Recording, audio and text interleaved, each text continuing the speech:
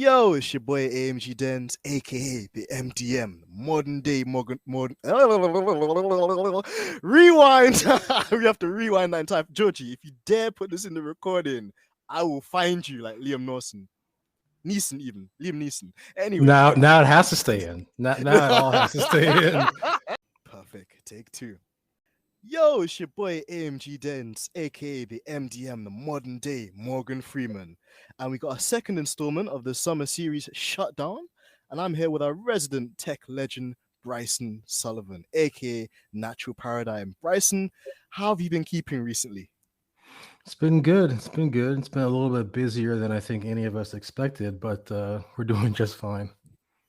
Oh, that's excellent to hear, man. And you've been really busy. I know that we were talking off air just a couple of minutes ago, just about like, commitments and just generally as well how busy things have been even during the summer break. But also we know that you went to the Miami Grand Prix earlier in the year. And then like last time you were on, you then announced to us that you're going to the Canadian Grand Prix too. So before we get into our very famous tech talk kind of segment, just wanted to ask you, like, how was the race week experience at Canada, and how would you compare and contrast the experience at Canada in relation to your Miami experience? Yeah, so this is a relative rarity for me. In the past, I would go to maybe one Grand Prix every 3 years. Now, seemingly in prospect, I'm going to go to three Grand Prix in 1 year. And it's been really incredible to have an opportunity to do that. And I have some people specifically to thank for that. And they know who they are. But I think what was special about the Miami one is that it had been such a long time since I had been to a Grand Prix and I had an opportunity to actually see the cars in person again.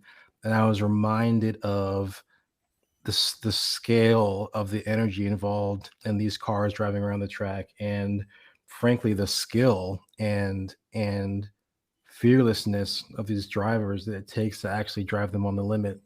And I was so impressed by that, being trackside, which is one of the things that you can do at street tracks like Miami, like Canada.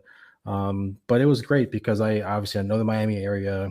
I sort of born and raised in South Florida, know the area, and was just so happy to see Formula One and South Florida kind of come together finally. And that was a beautiful thing. I know people have mixed things to say about the race itself, but part of that is actually based on race direction. There were plenty of overtakes, and I can tell you the experience of being there was phenomenal. Canada was also very special because it was the first time I'd been to an F1 race outside of the US. And I'd never been to the Ile de Notre Dame and the park there. It's beautiful. There's tons of wildlife. There are all kinds of things around the track that you don't get a chance to see. But also because there's sort of lakes and things in the middle, you can walk from one side of the track to the other relatively easily. And so I had a really great time there. Met some of my Twitter friends for the first time, and they're all lovely people. And so I had a very, very good time there, and I'm looking forward to the next race I'm going to, which is actually Austin. Oh, excellent, man! You're on the run. You're literally like going from track to track, which is amazing. That's such an awesome, like feedback and obviously experience for us to kind of get insight into. And like you mentioned as well, it's really reassuring just to know that even when you go out of the country and you explore different Grand Prix at different countries, you can go there with the expectation to bump into somebody that somebody from our community, and just to have that reassurance and kind of shared experience as well, which is amazing. So we're really happy to hear that. And obviously with the Austin Grand Prix coming later on in the season as well, it'd be interesting to see where the cars are at that stage, where the teams are at that stage, and how things play out in the championship as well. So absolutely. So before we get into the tech talk segment, guys, just another thing that we plugged very cheekily on our Monday episode. So we do have a prize giveaway courtesy of our great friend Asif Saji. Make sure you guys go and follow him as well. And this is the first question for your chance to be a winner of that prize giveaway bundle. So on the topic of tech, this is the first question. He has designed some of the most revolutionary and successful F1 cars, and his name rhymes with Shui. Who is this, guys? So for everyone listening, if you drop your comments when the episode comes out with the answer, please let us know. And throughout this summer series shutdown, we'll be looking at the answers, seeing who's been interacting the most, and we'll be looking forward to picking a winner for our summer giveaway prize as well. So make sure that you guys get involved with that as always. And into the juicy stuff, the tech talk segment. So, Bryson, how I wanted to open up this show was just on one of the latest innovations that have come out post the Hungarian Grand Prix. And it was in relation to Aston Martin and a really interesting rear wing advancements. It looks like they've got essentially like a device or almost some sort of fairing on either edge of the rear wing end plate, essentially. What is the effect of this thing that they're trying to achieve with the rear wing upgrade? And is it a loophole that should be allowed, or is it something you foresee the FIA maybe, having a word with them about when we return back to racing? I believe that whenever you look at something on a car, you see a strange shape or a vortex generator or something, you try to say, what is the designer doing with that very peculiar shape? The reality is they oftentimes don't even want to make that shape. They're making the shape that they're considering the shape that they want to make and then adapt that into a shape that they're allowed to make given the regulations. As I'm sure you both know, the 2022 regulations are incredibly prescriptive and they have more restrictions in them than probably any other rules that F1 has been governed by in the past. Um, and essentially, there are certain radii, concave and convex radii, that the wing must have according to the current regulations. Part of that reason is because the newer wings are designed to have sort of rolled tips, which is basically just having a large radius, connection between the end plate and the main part of the wing. Now, I'm told by well-established aerodynamicists that behind the scenes, this was largely an aesthetic choice. But let's just say that that design was particularly meant to make the wake of the car thinner and less intense and have less of a negative impact on the car behind so that they can follow. But that can come at the expense of downforce. If you think about the flow going from front to rear around the car, and you have this high pressure area on the top of the wing, that high pressure is higher than the ambient, so the air tries to go away from it. If it's allowed to escape sideways, laterally, that helps to relieve that pressure to a certain extent. So if you can add a vertical surface on the ends of the wing, you can essentially sort of trap that air there and force it to follow the curvature of the wing a little bit better, which can lead to a higher pressure on the top. And it could also have beneficial properties for preserving the low pressure underneath. And so fundamentally, this is a design that can give you more downforce. The downside is, even in the best situations, it will probably cause you more drag because you'll have stronger vortices sort of trailing behind the car. It will have more induced drag. Not only that, but the current design, as I said, is not what you want to make. It's actually a restriction within the regulations as they exist. And so there are large, flat, non-aerodynamic surfaces that are part of this design that you wouldn't normally have to make a lot of drag. The reason why you can get away with this is at Hungary, downforce is king, more so than many other places, except maybe Monaco. And so essentially, it doesn't matter if the drag penalty is high because the downforce you get is worth it. That is why that particular upgrade was seen at Hungary. You may even see it at Singapore as well. We'll see. But fundamentally, this is improving the downforce of the car at the expense of drag. And in terms of, do I think it should stay? I think it should. It's not a movable bodywork. It's not a danger to anyone in any sense. There could be some question about how it impacts the wake on the car behind, but there would have to be some analysis to be done to substantiate that if they want to cancel it. Interesting take there, Bryson, and I agree with a lot of the points and sentiments you've raised there too about the rear wing there, because as you mentioned, legally, I also don't think it contravenes any loopholes or any regulations so far that I'm aware of. But as you mentioned as well, maybe the one thing that the FIA would be keen to look at in relation to that is maybe another car following the Aston Martin with that particular rear wing arrangement, whether or not the wake then is more troublesome for a car to follow, which is against kind of the DNA and I guess the sporting nature of these new regulations that have come out.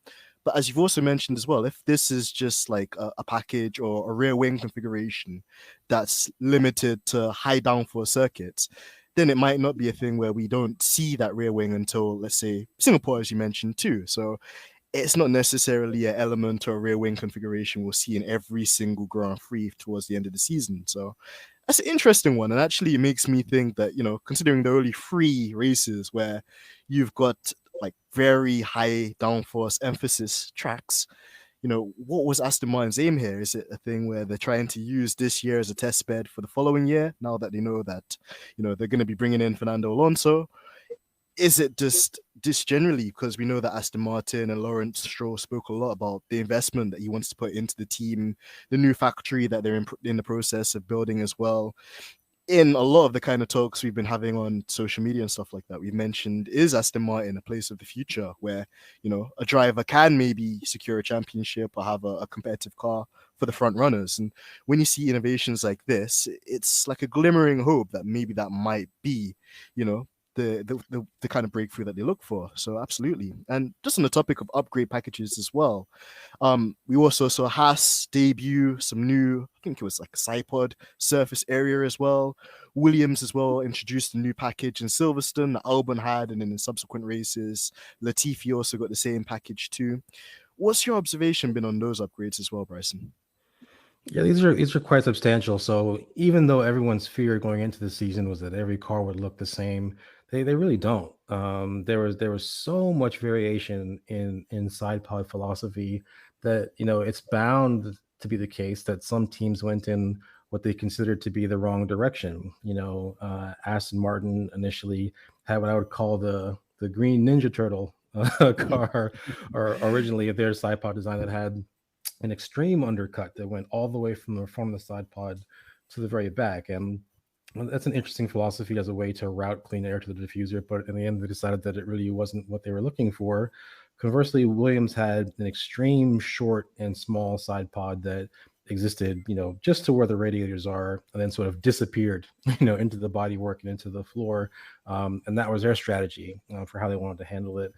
Eventually they decided that these just were not things that were viable in going forward. So they looked to other teams for inspiration. I know that Aston Martin is said to have had some version of a downwashing side pod in their wind tunnel since November of last year. But let's be clear, when it came out, in Barcelona, it looked extremely similar to the Red Bull, which is not totally ununderstandable. But essentially, that would be a downwashing side pod design. And again, this is kind of about not even just about peak downforce in terms of, which parts of the car are working hard, but also just how peaky is it in terms of, does it fall off quickly when you're outside of the side window? How sensitive is it to ride heights and all these kinds of things? So it's just a different direction that they were going in. And as far as Haas, Haas is interesting and noteworthy because they haven't been bringing up upgrades, really meaningful upgrades. The only meaningful upgrade that they really brought is the one that they brought to Hungary, and it's massive. It's not just bits of the floor and the side pods and the beam wing and all these other kind of things.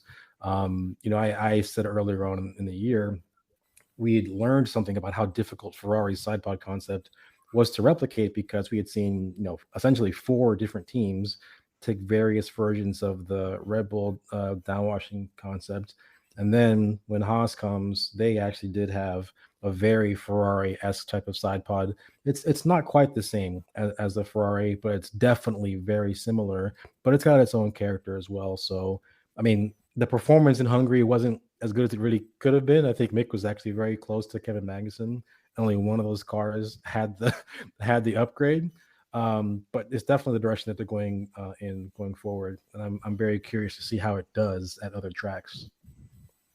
Absolutely, and even on the Haas kind of point there as well, like the evolution of how that package will work at different circuits will be really interesting, as you mentioned. And also, I think what almost puts a cloud over it or doesn't enable us to take a full snapshot of what's going on is Hungary was one of those weekends where we had interchangeable conditions and, lots of kind of like rain and then like, dry spells and then more rain and dry spells. So it'd be interesting to see a race where it's this one static condition or as close to static as possible in terms of like just one particular like weather scenario, and then on top of that as well, just seeing how they go about taking the learning and understandings they've made throughout the year too. Because the thing I like with Haas, as you mentioned as well, there, Bryson, is rather than just like spending loads of money trying to bring different parts every single race we can, they've kind of been a bit more stubborn in their approach and said, no, we're going to stick with this concept.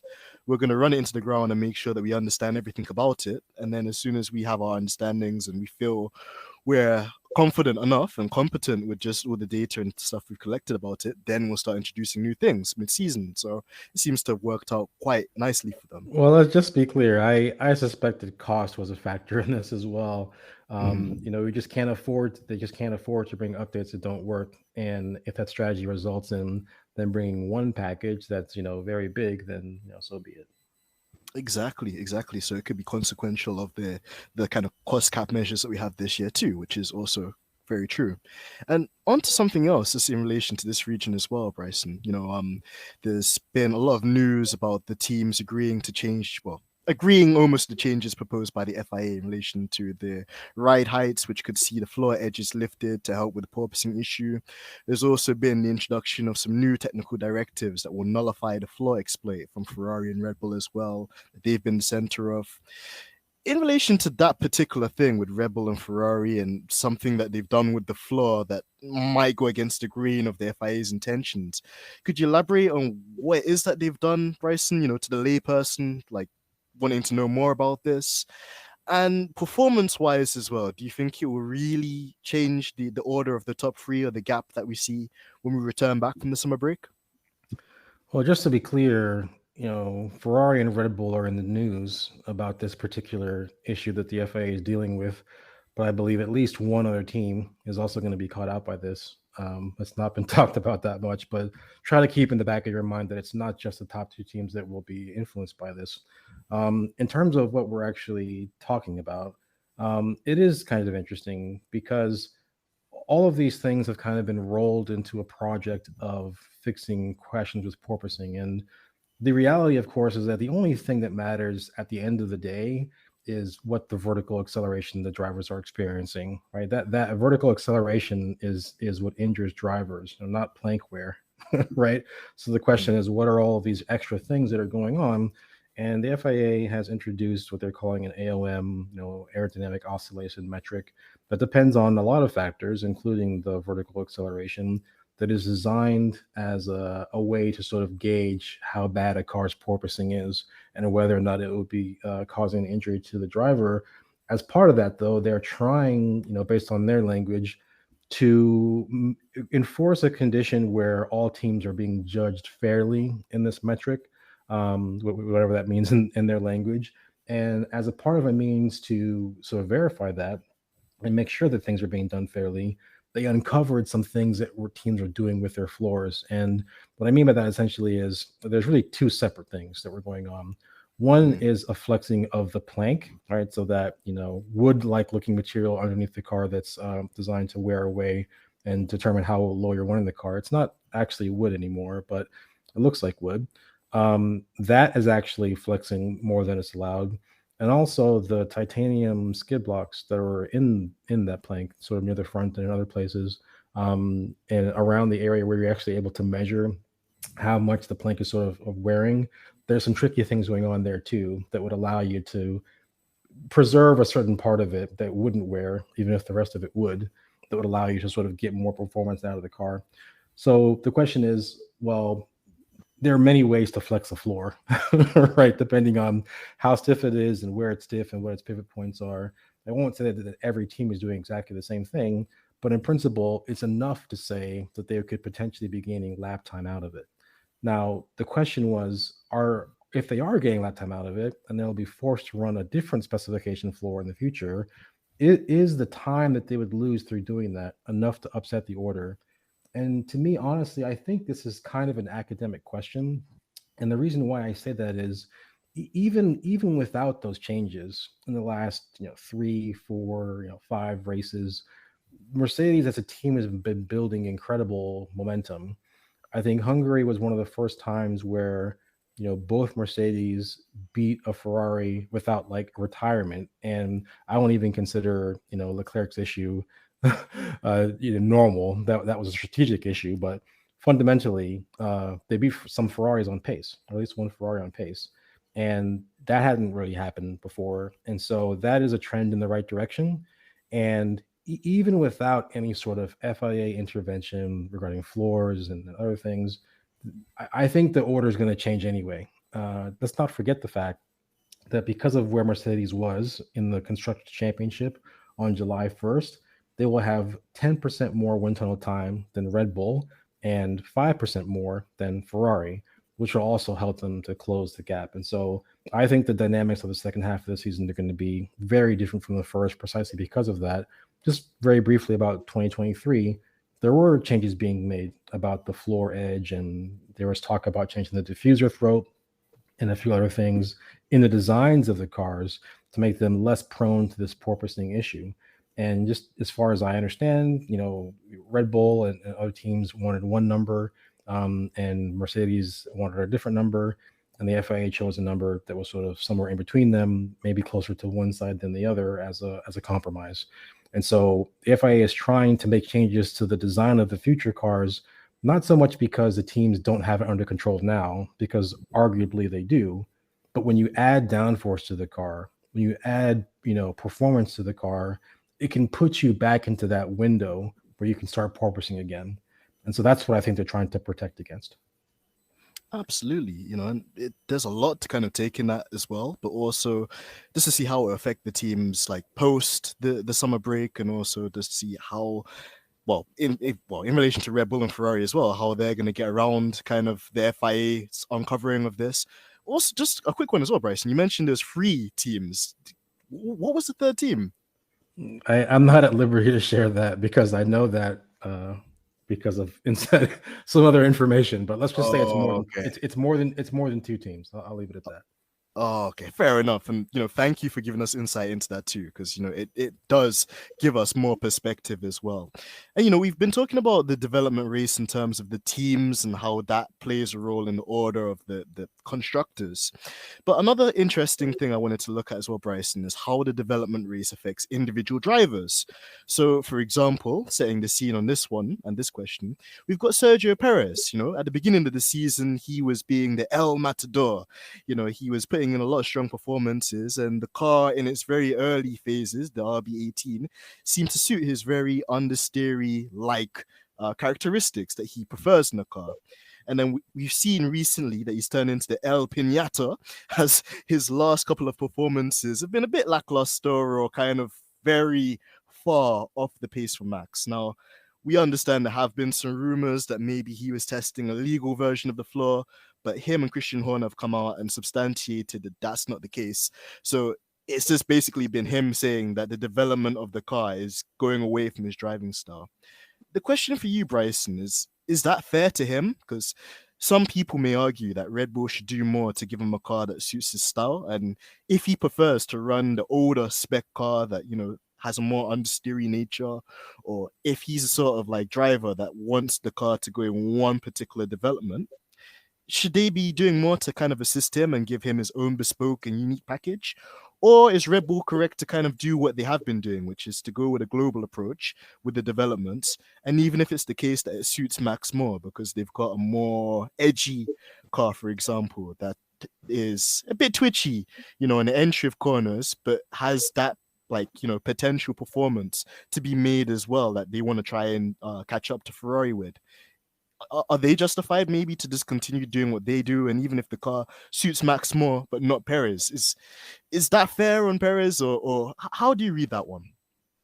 This question is so interesting because it intersects not only the dynamic of Perez and Verstappen at Red Bull, but also Ricardo and Lando Norris at McLaren.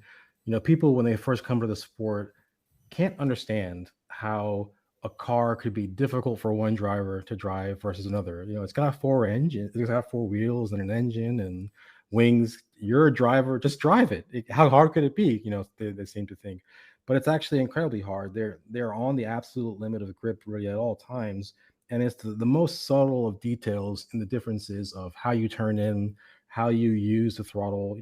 All manner of things that are different between different drivers that can actually limit their pace in the car and sort of mask what their actual abilities are, with regard to Checo, this is an interesting question because he was certainly much farther off the pace last year in 2021 than he was at the beginning of this year. And we talk about the sort of high rake, monsters that Adrian Newey used to design that tended to be very front end on the aero, and even had a bit of sort of aero migration as a function of speed changing, that could be very difficult for certain drivers to handle because the new regulations are focused on the ground effect floors and running them as low to the ground. They don't really have the same rake that the cars had previously. And so Perez really seemed to like that initially. It seemed to really be something that was to his liking. He had an interesting race in Spain, but could have been a very good one.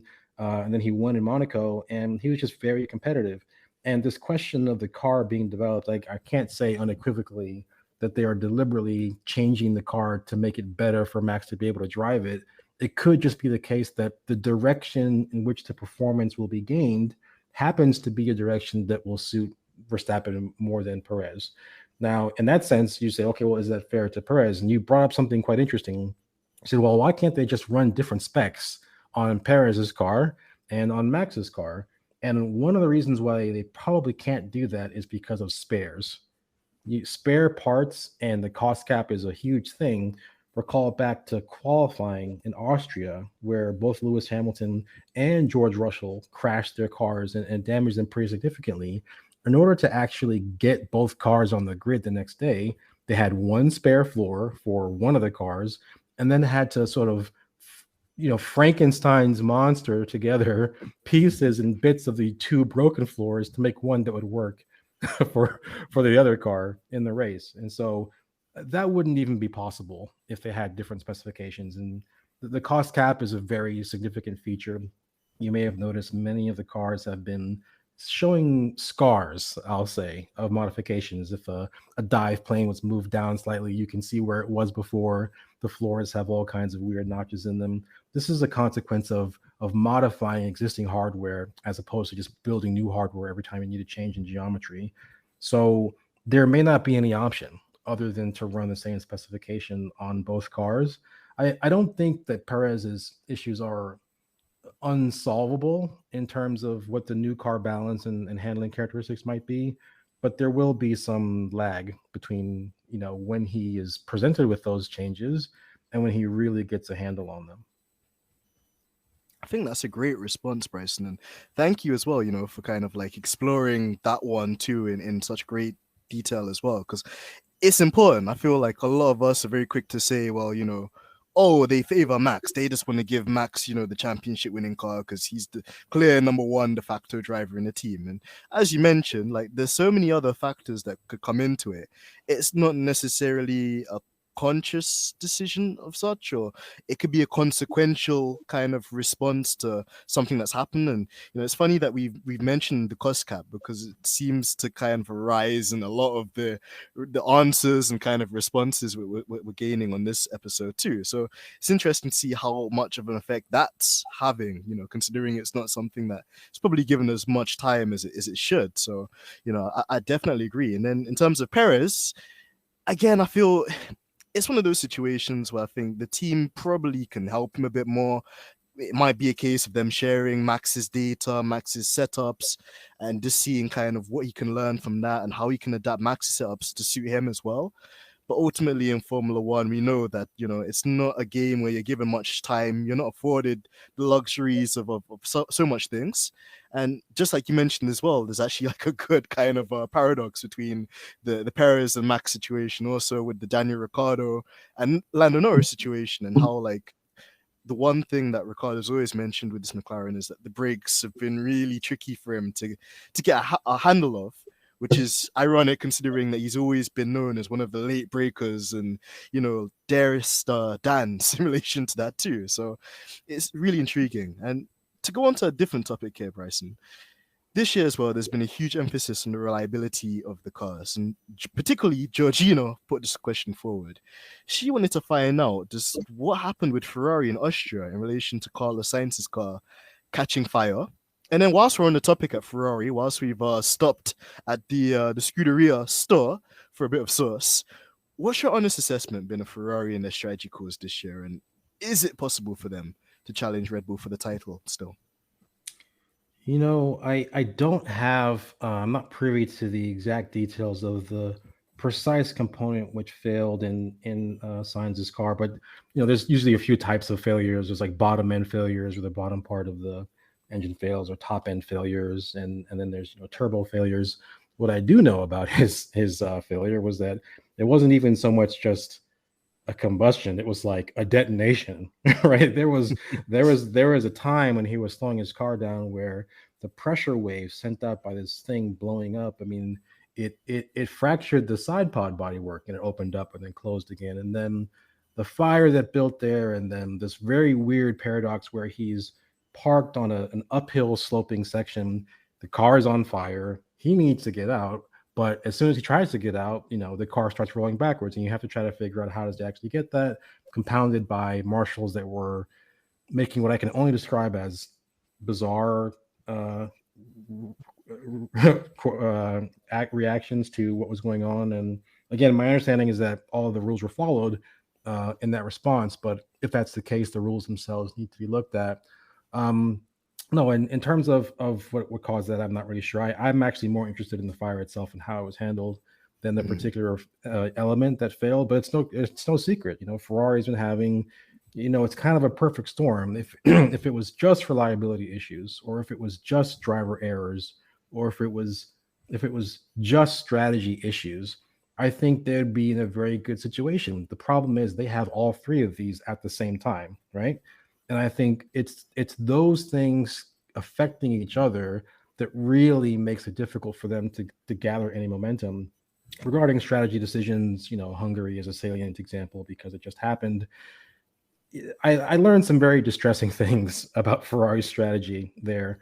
The idea essentially was that the hard tire that they were planning on running would be quite bad. For their expectation was 10 laps, maybe 12 laps, but then it would sort of rubber in, so to speak, and would be a very good tire to the end of the race.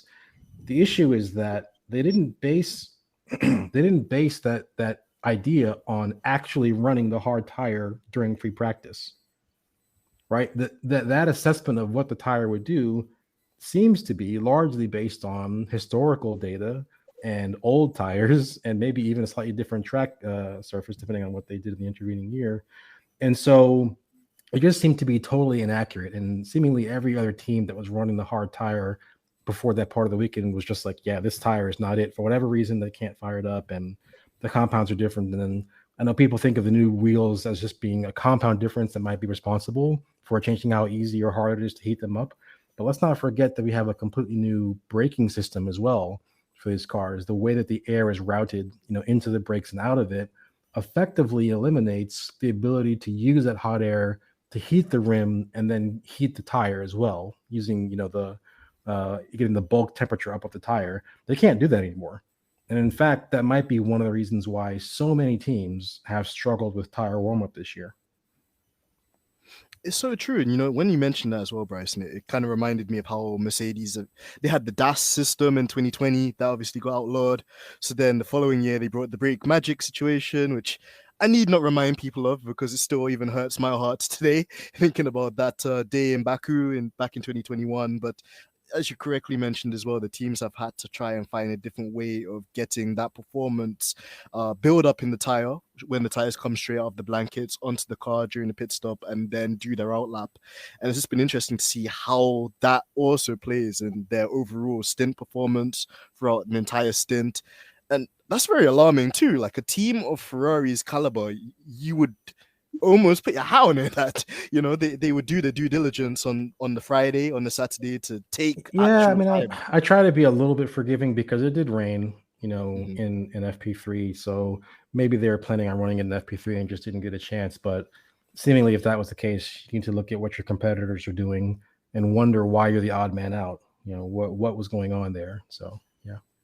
Of course. And on the tire talk as well, we'll spin the block on that topic as well, Bryson, because we've had a lot of fans kind of write into us and ask how is it or why is it in particular temperatures the compounds react slightly differently. So we'll do a UE on that one at a later stage in this podcast episode. But the next kind of question that we wanted to kind of get your take on as well was very recently a new technical partnership was announced between Porsche and Red Bull. Just what's your thoughts just on that particular engineering agreement coming together, and like subsequently, what does this mean for Honda post 2026? Honda really hasn't left. I know that they are not officially, the supplier of Red Bulls and AlphaTauri's engines in terms of like branding and whatever else, but they design, build, and service the engines that are in those cars. They haven't really left. But Porsche is coming in 2026, and I mean that deal's in the works for like years. It seems like I think it's just kind of being finalized, and the 2026 regulations are making it possible for them to actually get into the sport in a more meaningful way. I think it will be a strong partnership. I expect that given the magnitude of the sale, again, it was like 50% of Red Bull Advanced Technologies or whatever the name of the unit is. I expect there to be some changes behind the scenes as well, in terms of personnel, in terms of operating procedures, all sorts of things. The Red Bull we know today may be a bit different than the Red Bull we see in 2026 forward, but it is doing what it needs to do to secure its longevity in the sport. I'm not sure how long Dietrich Mateschitz is going to be, around and running this team. They've made steps to secure their future, irrespective of random factors, which is good. There is an open question about, is this going to be a new entry? Should this be qualified legally as a new entry, given that Red Bull as a team has been around since forever? What sort of privileges and special things will they be able to get if they were able to get the classification of new entry? It's kind of a strange gray area in terms of the legal matters, but it's something that more qualified people than me are looking at to figure out if it's everything going the way it should. Absolutely, and it's so kind of interesting as well. You mentioned that, Bryson, because it does seem kind of funny how like Red Bull have had this thing with Honda. Obviously, Honda were the ones that said that due to kind of the financial market at the moment, and them also wanting to spend more resources towards the road car divisions and trying to make themselves more relevant in relation to the hybrid like development war that's going on at the moment as well. They were going to take a sidestep, and then almost it seems to me anyway, just being really skeptical that they've kind of tried to bring Honda a bit more closer to what they're doing, so they get those dispensations and allowances for the Porsche kind of entry that will be coming in 2026 as well. It is interesting, and as you said there as well, it's probably a legal matter which will be probably looked at with a fine-tooth comb as the time goes on as well. And also, it's just interesting just to hear that teams are already thinking 4 years ahead, because when Mercedes were dominating things in 2014 and 15 at the beginning of the hybrid era, people then looked back at 2012 and 2011 and all the years Mercedes had leading up to that kind of big engine regulation change, and just how much resource, how much pre-planning goes into preparing, a future. And as you mentioned as well, definitely looks like Red Bull have sustained that throughout the kind of years. It's looked a bit up and down, and Dietrich's kind of almost investment in Red Bull seemed to quite fluctuate depending on where the team is going during the Renault kind of power unit days as well. But yeah, it's an interesting one, and as much as like there's a couple of political things we're not a huge fan of when it comes to Red Bull and the way that their PR of some of the fans behave. It's interesting for a team that's not necessarily an engine manufacturer. They're an energy drinks company that indulge a lot in advertising and marketing, how they've gone about securing the next couple of years in Formula One and sustaining their position as well as one of the lead teams. And as a kind of segment into the 2026 era as well, Bryson, one question that's come in from one of our fans is they're really key to find out from yourself: how does the Mgu-H, so the motor generator unit, heat work? And why is it so expensive? As this is a part which we understand is going to be scrapped or not be so relevant for that 2026 generation and onwards. Yeah, so there really are two different types of regeneration that these cars have. You have the MGUK, which is the motor generated unit kinetic, which is essentially harvesting kinetic energy of the car itself under braking, and you turn that into electricity and storing that electrical energy in a battery or piping it somewhere else, depending on the situation. And then the MGUH, I know that the naming of it seems a little bit confusing. You're like, heat, what? How does it turn heat into something? What's going on? The easiest way to think about this is these cars have turbochargers, right? They're V6 turbo hybrids. The turbocharger is spun up by the exhaust gases of the internal combustion engine, which is all great. You're trying to suck air into the engine. It needs a lot of air. You can force air into the engine by running this turbine, which is powering a compressor to force air into the engine. Great. Well, what happens when you're off throttle, right? And you want the engine to slow down and the turbo is still spinning, right? And it's providing more air than the engine can handle. It would be a good idea to be able to slow it down. And there are a number of ways to do that, in terms of fluid mechanics, in terms of bypassing some of the gas through the turbine to make sure it doesn't get too much energy. But what you could also do is put a generator on that shaft, right? So that instead of the turbine's kinetic energy and the energy of the gases running through it just going to waste, you can put a load on the shaft to slow it down, like literally like grabbing it type of thing. And that energy is used directly to generate electricity in the same way a wind turbine would generate electricity by spinning exactly the same thing. But the beauty of the MGUH is that you can run it backwards as well. So not only can it absorb power from the turbocharger in situations where you have excess power, but on the reverse side, what if you're at a very low RPM and you want to hit the accelerator extremely hard, and you need a lot of mass flow rate or engine mass flow rate of air, and you can't get it because there's no exhaust gases to push the turbine. And so what you can do is run that MGUH in reverse and use it as a motor and physically force the turbine to start spinning when it wouldn't otherwise. It's kind of like an electrically powered supercharger is the way to think about it. It's literally spinning it up itself. And so that's why that particular component is very useful in terms of energy recovery. The question was, why is it so complex? Why is it that this has to be dropped in 2026 to even allow Porsche and Audi and others to join? Part of the reason is because it's not just the turbocharger, turbo machinery that's spinning, the compressor, the turbine, and the shaft.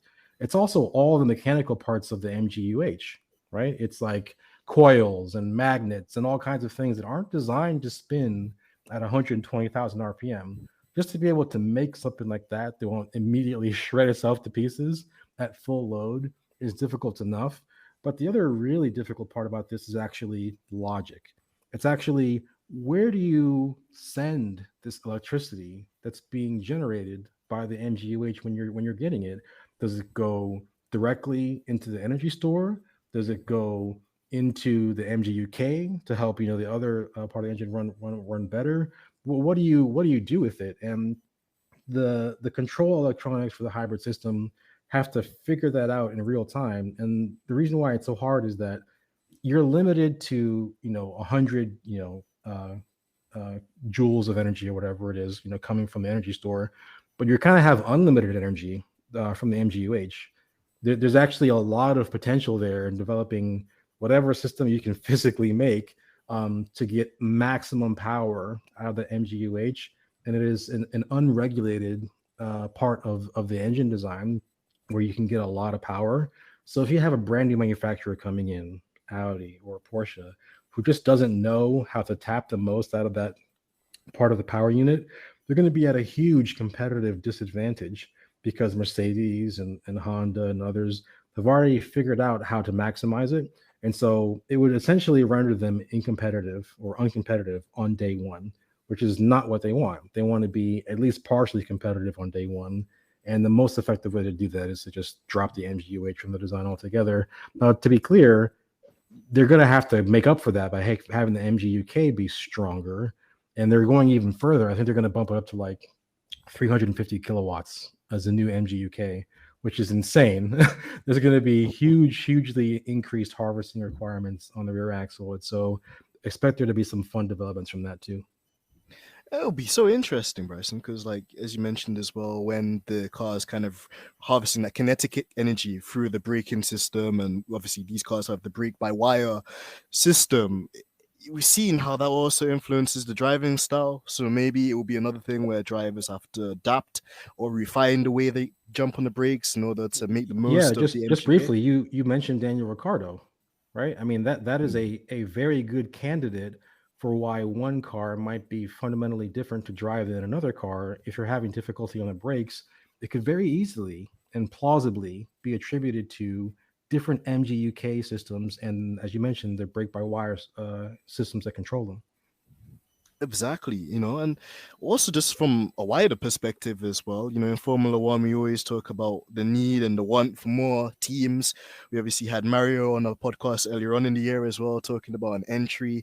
And obviously, it's great, when we have personal teams or teams which are like private teams, but also from a manufacturing point of view, if you can get Audi, if you can get Volkswagen, if you can get any of the Japanese manufacturers on board as well, like Nissan, it'd be incredible. Or Toyota, for example. So for them to kind of make this move to simplify or even remove that component of the energy recovery system, I think it's going to promote a lot of diversity in relation to additional teams coming onto the grid, more teams, more racing. So I think that also would be good for the DNA of the sport and the longevity as well. Because at the moment, it's almost like we have three formulas, Bryson. You've got Formula A at the front, where so far it's been Ferrari and Red Bull. Mercedes seem to try to kind of like peg back the performance and get back into it. There have been times where almost you could say Formula B is just Mercedes on their own, just like solidly like third best team, and through individual brilliance of Lewis Hamilton or George Russell getting points consistently. Then you got Formula C, which tends to be Alpine and McLaren more at the front, and then more at the rear as well. You've seen Alfa Romeo have been slow but steady. Williams as well trying to make steps and leaps forward with the new package they have, and likewise as well with Aston Martin. So to even have additional manufacturers come into it and them not have to pay the piper or pay the price that Honda had to pay when they first came in with McLaren, and it took them like 3-4 years just to kind of get to a respectable level like Renault and Yeah, Mercedes is precisely, key. precisely. That's exactly why they have their reservations about it. And it's exactly why they wanted this particular component change in order to come in. Just to be clear, though, it is fine to have new partnerships and management of teams, for other people coming in. But what we really want and need, the real center of the bullseye here is actually more physical teams. It's actually new entries, new drivers, new team principals, new engineers, new mechanics, new all of these things. There is a shortage of spaces for people working in Formula One. And believe it or not, a part of that is because the cars are actually so much safer now than they were before. We're getting to a point now where people are setting record breaking careers of incredible length because they're very talented and the cars have been safe enough to protect them for a large number of years. That's creating a backlog in the lower formula that I don't think people are appreciating as much as they should.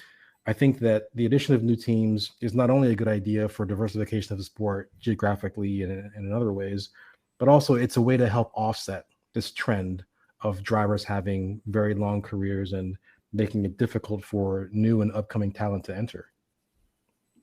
So true, and we've seen how that's played out even this week with Oscar Piastri, a very infamous tweet of Alpine saying that they're going to take Oscar on now that, Alonso's gone through the front door. Oscar's come back and kind of said, well, no, that's not true. And, kind of being coy about what the move actually is that he's going to do. And even then, there was just like a lot of debates because some people were saying, well, is Oscar maybe in the wrong because Alpine have given him his junior career? They've helped him progress through the junior ranks so far. Is it kind of wrong that he's not kind of like stuck with them now when they've needed him the most? But then vice versa, a driver like Oscar Piastri's come through all the ranks. He's won the championships on merit.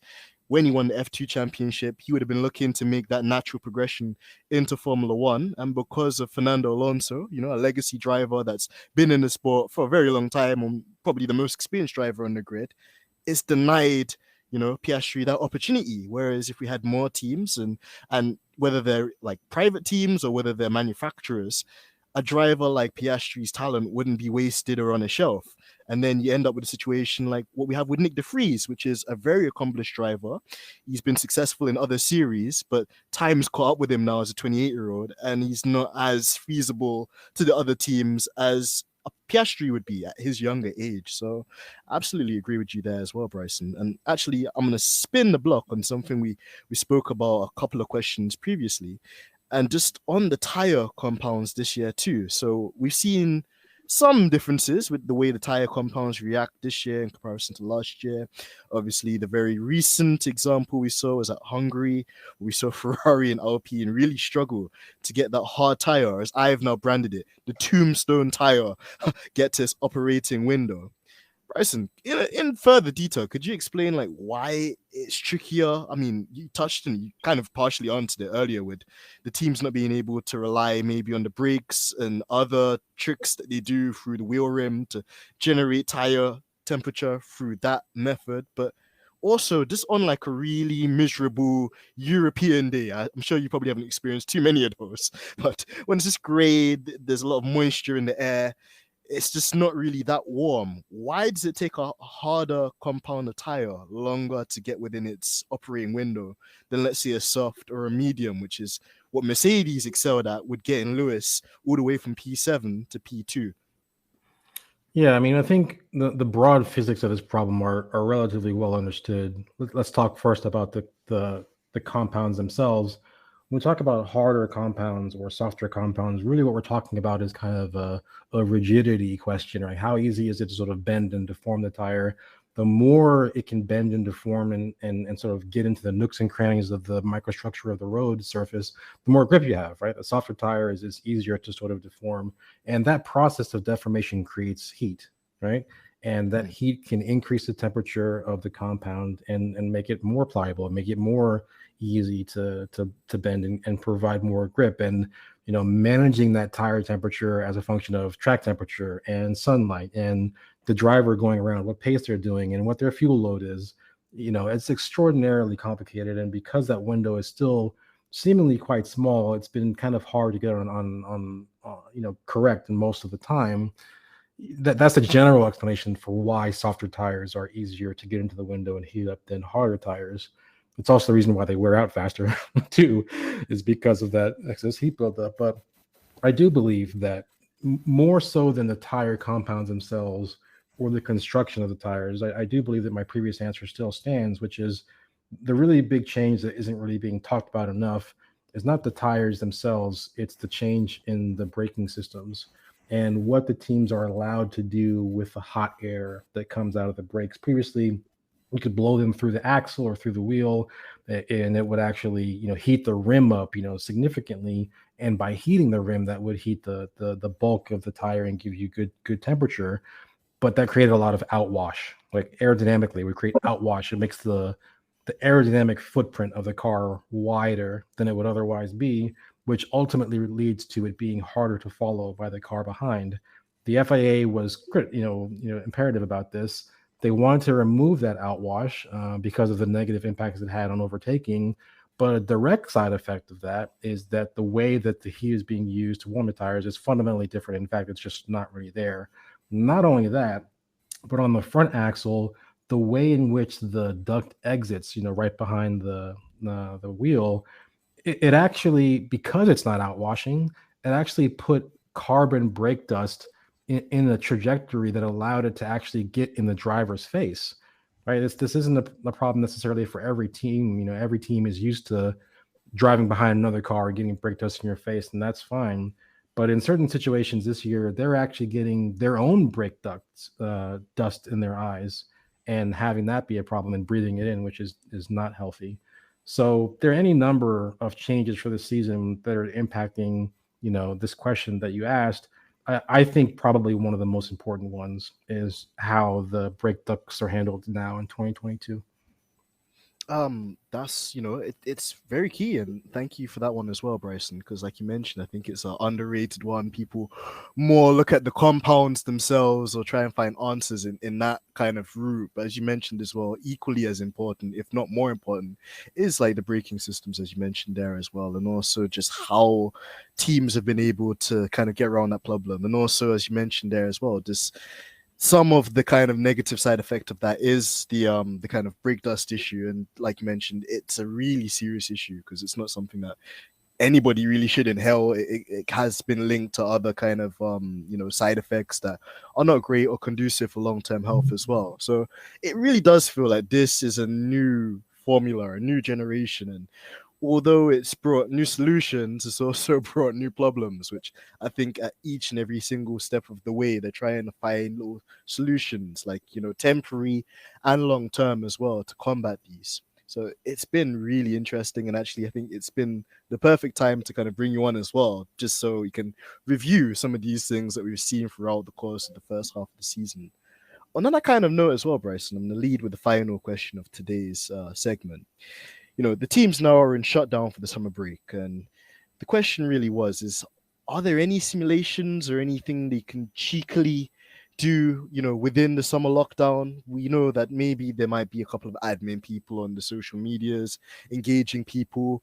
Obviously, seen the drivers on their own social media platforms, like making videos and releasing content, which is amazing. Because one thing I think we lacked in Formula One for quite a long time, until Lewis was here, was that interaction between driver and fan as well. So it's very nice to see that. But on the technical aspect, yeah, is there anything the teams can do during this period? It would be difficult in the way that these things are monitored. They're monitored, pretty strictly. And again, I'm really talking about the work of engineers, right? People doing, CFD work and mechanical things and wind tunnel stuff. That's the stuff that is definitely shut down. I'm sure there's some interns in some places being forced to do something somewhere because they're off the books somehow. I imagine there's a loophole there or something, but fundamentally, no, things are being shut down, and honestly, they should be. We have 22 odd races in the year. People are flying around the world many, many hours, and they're just burnt out. If you want your team to function at its optimum, it just can't be redlined its entire existence. You need some time to take breaks and reassess things, sort of recharge. That doesn't mean you have to stop thinking, though, right? So I'm certain that the engineers are at bars or something having aero conversations because they're all nerds and I'm one of them. But I'm sure they're thinking of aero concepts and reading the regulations and trying to just figure out ways to navigate around them. Perhaps they're thinking of how they would do their own version of an Aston Martin rear wing. Let's not forget, Aston Martin caught some criticism for essentially, copying the design of another car. They said they had their own version ready in November that they were wind tunnel testing, but it converged on the Red Bull design, let's say. But they were very creative from the very beginning of the season in terms of that bib vane, that vortex generating vane at the front of the floor that's like right at the front of the keel, that produces some local downforce, definitely, but some very useful vortices that go downstream into the Venturi tunnels.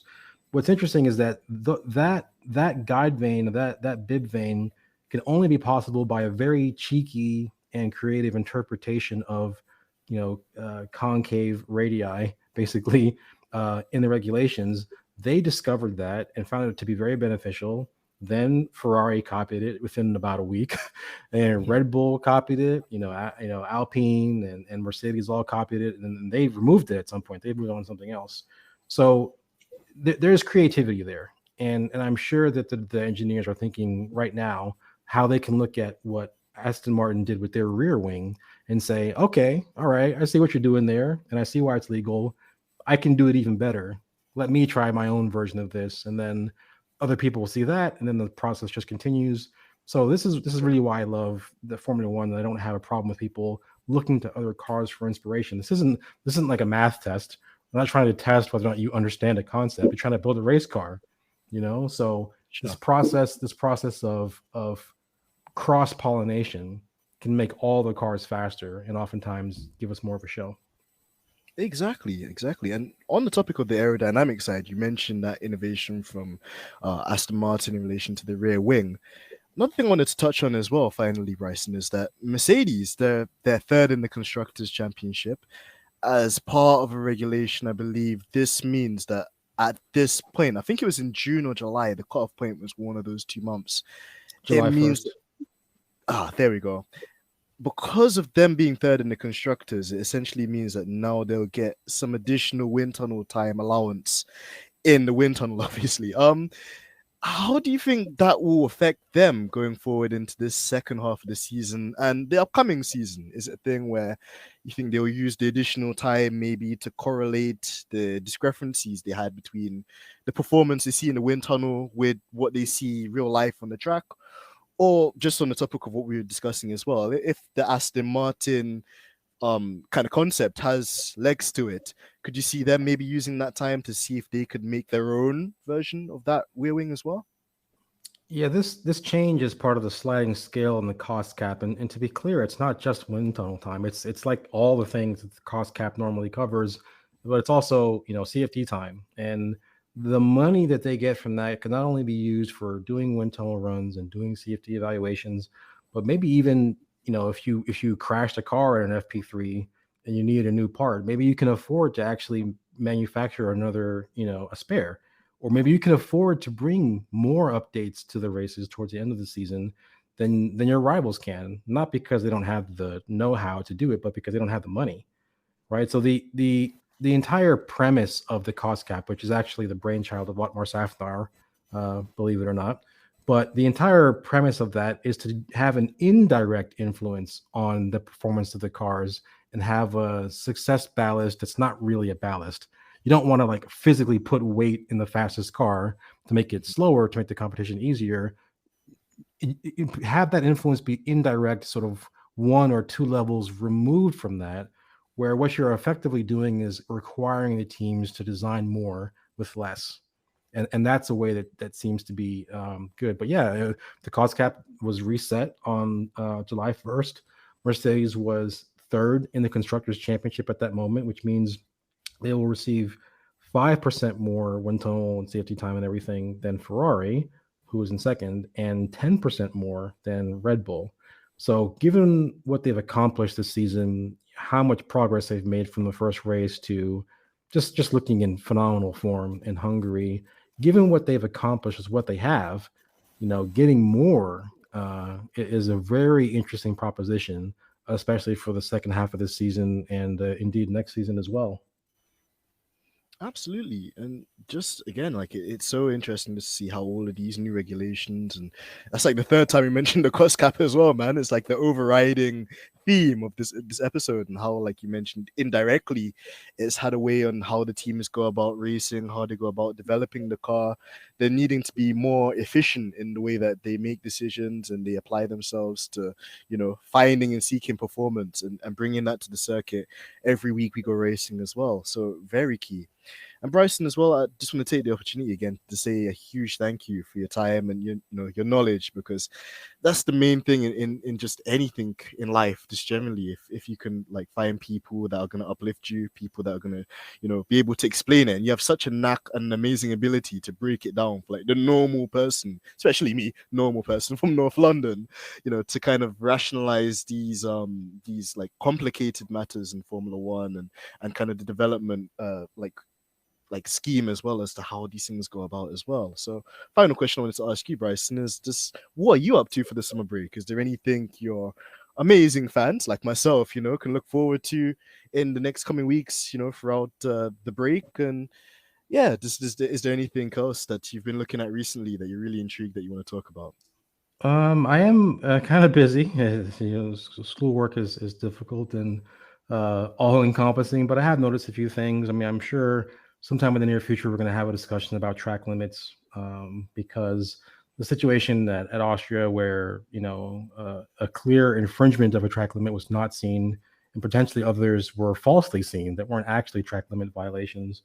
That's a discussion that we're going to have somewhere going forward, because we've made the decision to enforce track limits at all corners now, but I'm not sure we actually have the tools in place right now to actually enforce that fairly. So that's something to be talking about. I'm sure we'll be talking a lot about 2023, going forward, and what the finalized rules are that they agreed upon. But I guess the most important thing, or the biggest thing, is that I will be participating in a new podcast that's going to be starting. The first episode will be released sometime next week, and it'll be called the Tech Heads F1 podcast, and I'll share the link with you so that you can share it if you like. But essentially, in the same way that we have, I love coming on shows and giving some insight if I can into some of the technical matters. It would be nice to have a show that is primarily focused on the technical matters and then sort of incidentally dips into the other things as needed. I think there's an opportunity there for something that doesn't quite exist. And so I'm kind of excited about starting that and seeing where it goes. Oh, that's really exciting, Bryson. And we're super, super, super proud of you, man, because again, I feel at least for our community and just kind of from our perspective, man, like you uplift us and you shine, you reflect us in such a positive way. And I think it's amazing. And like you mentioned as well, I definitely think there's a space kind of in the realm for a podcast like that where people can get more insight, more information. Kind of, it's like a main hub for the technical innovations and developments of the sport and new things coming across as well. And I couldn't think or nominate a better person for that role than you. So this is super exciting. And I'm going to implore all of our listeners to make sure they go and follow the new Tech Heads podcast as well. When the link does become available, we'll all be sharing, recirculating, retweeting that as well, because we can all learn something, which is key. And of course, as well, this is super exciting, Bryson, man. You've had an amazing year. You've been to the Grand Prix. You've obviously helped us out as well with, like developing our knowledge. Now there's this new podcast as well, which we're looking forward to from, you being on there as well. And even your appearances on Any Driven Monday as well was crazy. Just I remember at the time being like, man, this is super cool. So man, we're super, super proud of you, man. We all look up to you, and we couldn't think of a better person that deserves it more, man. So we're super, super happy for you. Well, thank you very much. Again, there's no real plan here. I'm kind of riding a wave. If I have the opportunity to learn things and help convey them to the wider public, I'm more than happy to do that. But I just love F1 and talking about it. And, if I get the opportunity to do it, I'll never turn it down. Exactly. And I think that's the best way to go about it as well. When you follow your heart and, it puts you in these great positions as well, organically, must I say, too, where, one opportunity opens the door for another and another and another and another. And like I always mention there as well, Bryson, there's so many of us that want to know more about the sport, but unfortunately at times, like, this technically there's just so much going on, and you just have this awesome skill, man, just for being able to like break it down and almost on a human level for somebody like me or another normal person to kind of rationalize and understand it. It's so key. And I wish there was more people like you as well, man. So this Well, you shows just us much. remember, I'm learning just as much as anyone else. And if there's a simple, neat answer that you could only explain in 2 seconds, it's probably not right. So always be looking for an answer. Don't settle for a quick and easy answer. Try to take the time to research these things, and it's fun to learn how they actually work, because again, these are phenomenal machines. I think Formula One is one of the coolest things that humans do. To be fair. Absolutely, I would second you on that as well, Bryson. And where can they find you as well, man? You're a celebrity to us, so I know our regulars will know of you and they'll know the social media handles. But for the new ones, for the new ones getting into stripping the dipping and getting a little taste of the sauce, where can they find you? No, I suppose technically I do have an Instagram account that I'm occasionally on, but primarily Twitter is the space where I am at handle natural paradigm. If you have a question, I'll try to answer it to the best of my ability. But yeah, generally speaking, Twitter is where you can find me. Absolutely. And guys, make sure you do follow Bryson. We're always going to put the link in the description as well. We're looking forward to that new podcast as well, the Tech Heads podcast as well. That's going to be sensational. And again, to wrap up this episode, it's been your boy, AMG Dens, aka the modern day Morgan Freeman. I got it right this time. I hope Georgie doesn't put my blooper in the beginning, because I will hunt her down like Liam Neeson. But in other words, I'm taken and I'm out. Peace.